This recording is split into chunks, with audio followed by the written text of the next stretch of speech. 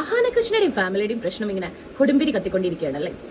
Actually എല്ലാ ഫാമിലിയിലും ഉണ്ടാവുന്ന നിസ്സാര പ്രശ്നങ്ങളും കുറച്ചു കൂടിയ പ്രശ്നങ്ങളും എല്ലാതുമാണ് ഇതൊക്കെ.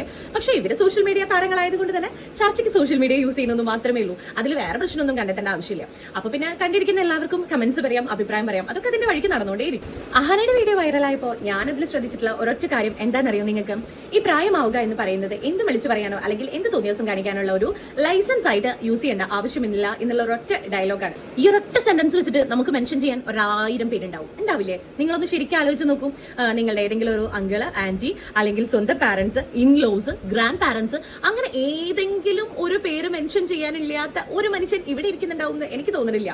ഈ പ്രായമായവരുടെ ഭരണം കാരണം എന്റെ ദൈവം ഏതെങ്കിലും വഴിക്ക് ഇറങ്ങിപ്പോയാലോ എന്ന് ചിന്തിച്ചിട്ടുള്ള 80s 90s ആവും ഈ കേട്ടുകൊണ്ടിരിക്കുന്നവരിൽ ഭൂരിഭാഗം പേര്. ഇതിങ്ങോട്ട് കേൾക്കുമ്പോൾ പെട്ടെന്ന് എന്റെ തലമണ്ടേ കയറണ്ട. ഇതെന്റെ സ്വന്തം എക്സ്പീരിയൻസ് ആണോന്ന് നിങ്ങളെ പോലെ എനിക്ക് എക്സ്പീരിയൻസ് ഉണ്ടാവും മെൻഷൻ ചെയ്യാനൊക്കെ, അത്രേ ഉള്ളൂ. പക്ഷെ പണ്ടുള്ളവർ പറയുന്നത് പോലെ അവനാന്റെ പല്ലിന്റെ ഇടയിൽ കുത്തിയിട്ട് ആരും മണപ്പിക്കാറില്ല. ആ ഒരൊറ്റ കാര്യമേ നമ്മളെല്ലാം ഇതിൽ എഫേർട്ട്ലി എടുക്കേണ്ട ഒരു കാര്യമുള്ളൂ. നമ്മുടെ കുടുംബത്തിലെ പ്രശ്നം നമ്മുടെ കുടുംബത്തിരിക്കട്ടെ, അല്ലെ? Age is just A number എന്നൊക്കെ പറഞ്ഞിട്ട് നമ്മുടെ മുന്നിൽ ഇഷ്ടം പോലെ എക്സ്പീരിയൻസസ് ഇല്ലേ? അപ്പൊ അവരൊക്കെ ആവട്ടെ നമ്മുടെ ഇൻസ്പിറേഷൻ, അല്ലാതെ നമുക്ക് അപ്പുറത്തെ ഇപ്പുറത്തെ കുറ്റങ്ങളൊന്നും പറഞ്ഞ് ജീവിക്കേണ്ടെന്നേ. അപ്പൊ ഒരൊറ്റ കാര്യം മാത്രമേ ഈ ഒരു കാര്യത്തിൽ ഓർമ്മിപ്പിക്കാനുള്ളൂ. നമുക്ക് അടിപൊളിയായിട്ട് മുന്നോട്ട് പോവാം. താങ്ക്